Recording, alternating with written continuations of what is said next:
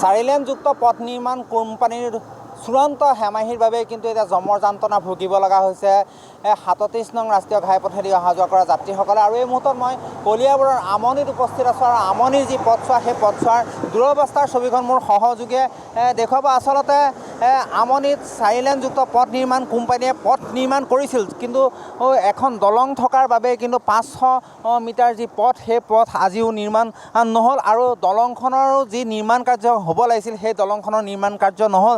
তাৰ ফলস্বৰূপে কিন্তু বহুদিনীয়া যি পুৰণি জৰাজীৰ্ণ দলং সেই দলংখনেৰে কিন্তু উজনিৰ পৰা নামনিলৈ বা নামনিৰ পৰা উজনিলৈ যাত্ৰীসকলে অহা যোৱা কৰিব লগা হৈছে। দৃশ্য দেখুৱাইছোঁ প্ৰকাণ্ড গাঁত, আচলতে গাঁতৰ ওপৰত পথ নে পথৰ ওপৰত গাঁত একো ধৰিবই নোৱাৰি আৰু যাত্ৰীসকলে চাৰিলেনযুক্ত পথ বাবে কিন্তু তীব্ৰ বেগত আহি এই গাঁতত পৰি দুৰ্ঘটনা সংঘটিত হৈছে।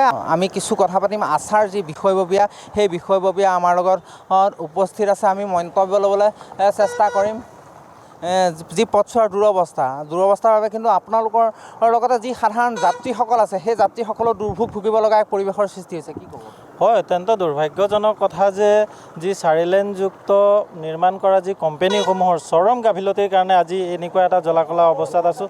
আৰু যি আমাৰ আমনিৰ পৰা কলিয়াবৰ যি পথ একেবাৰে জহিক হৈ গৈছে, এফালৰ পৰা বনাই আহিছে কিন্তু আনফালে ভাঙি শেষ হৈ গৈছে। তাৰ কাৰণে যাত্ৰীসমূহৰ অত্যন্ত গাড়ীসমূহেই হওক বা মানুহে যাবলৈ বৰ কষ্ট পাইছে। আৰু চৰকাৰে হয়তো দম্ভালি মাৰিব পাৰে যে আমি বহু পথ বনাইছোঁ, কিন্তু আজি যদি চাবলৈ যাওঁ আমনিৰ পৰা কলিয়াবৰ ৰাস্তা একেবাৰে জহিক হৈ গৈছে আৰু আমনিত থকা যি দলং একেবাৰে এফালে বনাইছে কিন্তু এইটো সম্পূৰ্ণ নহওঁতে আনফালৰ ৰাস্তা একেবাৰে খহি গৈছে। এই দলং কোন সময়ত ভাঙে তাৰ কোনো ঠিক নাই। আৰু যি চিম্প্লেক্স নামৰ যি কোম্পানী, যি আজি প্ৰায় ৮-১০ বছৰ ধৰি পেলাই তেওঁলোকে নিৰ্মাণ কৰিয়েই আছে, কিন্তু আজিলৈকে শেষ কৰিব পৰা নাই। এইফালে আমাৰ কলিয়াবৰৰ যি ফ্লাইঅভাৰখন সেইখনো আজিলৈকে নিৰ্মাণ কৰিব পৰা নাই। কিন্তু দুৰ্ভাগ্যজনক কথা, এনেকুৱা এটা কোম্পানীক চৰকাৰে স্বীকৃতি দিছে এই কাম কৰিবলৈ, যি কোম্পানীটোৰ কাম কোনো দিনেই আমি সফল হোৱা দেখা নাই। গতিকে অসম চৰকাৰৰ মুখ্যমন্ত্ৰী মহোদয়ক আমি আহ্বান জনাইছোঁ যে এই ৰাস্তা আমাৰ অন্ততঃ আমনিৰ পৰা কলিয়াবৰ যি ৰাস্তা আছে, যি জহিক হৈ গৈছে, সেই ৰাস্তা অতি শীঘ্ৰে নিৰ্মাণ কৰাৰ কাৰণে আমি আহ্বান জনাইছোঁ। আৰু অতি শীঘ্ৰে নিৰ্মাণ কৰি পেলাই যাতে চিম্প্লেক্স নামৰ যি কোম্পানী তেওঁলোকৰ ওপৰত যাতে বিহিত ব্যৱস্থা ল'ব লাগে, কাৰণ তেওঁলোকৰ চৰম গাফিলতিৰ কাৰণে বহু যাত্ৰীৰ কিন্তু মৃত্যুমুখত পৰিছে। তেওঁলোকৰ ওপৰতো এক বিহিত ব্যৱস্থা ল'ব লাগে। নিশ্চয়কৈ বিহিত ব্যৱস্থা ল'ব লাগে। এজন সচেতন ব্যক্তি হিচাপে আপুনি কি ক'ব?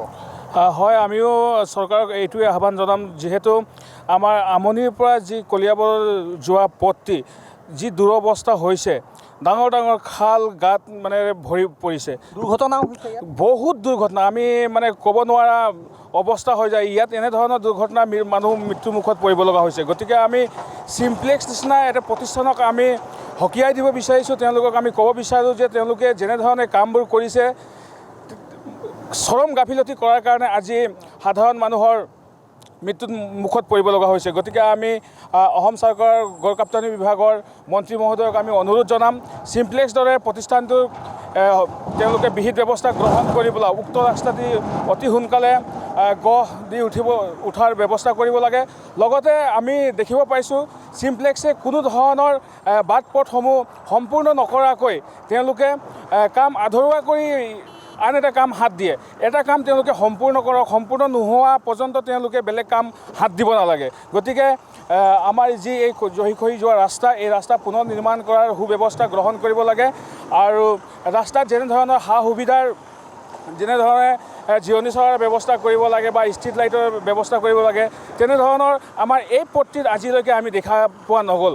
গতিকে আমি এই ক্ষেত্ৰতো চৰকাৰক চকু দিবলৈ অনুৰোধ জনাইছোঁ। নিশ্চয়কৈ আচলতে চৰকাৰলৈ এতিয়া সকলোৱে অনুৰোধ জনোৱা দেখিবলৈ পোৱা গৈছে আৰু সহযোগে দৃশ্য দেখুৱাইছে। আচলতে এয়াই হৈছে আমনিৰ যি পথ ৩৭ নং ৰাষ্ট্ৰীয় ঘাইপথ, সেয়া কিন্তু এটা কথা ক'ব লাগিব, যিখন দলং আছিলে আচলতে সেই দলংখনৰ নিৰ্মাণ কৰিব লাগিছিল, দলংখন পুনৰ নিৰ্মাণ কৰিব লাগিছিল, কিন্তু দলংখনৰ নিৰ্মাণ কাৰ্য নোহোৱাকৈ কিন্তু পথছোৱা বিধ্বস্ত ৰূপ হৈ থকাৰ পিছতো এইদৰে মুকলি কৰি দিছে চিম্প্লেক্স নামৰ যি প্ৰতিষ্ঠানটো। আৰু যাৰ বাবে কিন্তু এতিয়া স্থানীয় যিসকল লোক আছে সেই লোকসকলে জীয়াতু ভুগিব লগা হৈছে আৰু তেওঁলোকে বাৰম্বাৰ অসম চৰকাৰক এটাই অনুৰোধ কৰিছে যে পথছোৱা পুনৰ মেৰামতি কৰি যাতায়াতৰ উপযোগী কৰি তোলক, অন্যথা কিন্তু ইয়াত দিনক দিনে দুৰ্ঘটনাৰ সংখ্যা বৃদ্ধি পাই আহিছে আৰু বহু লোকে কিন্তু প্ৰাণ হেৰুৱাব লগা এক পৰিৱেশৰ সৃষ্টি হৈছে। যাতে আৰু কোনো হানি বিঘিনি নহয় তাকে এতিয়া আহ্বান কৰা দেখিবলৈ পোৱা গৈছে স্থানীয় লোকসকলে।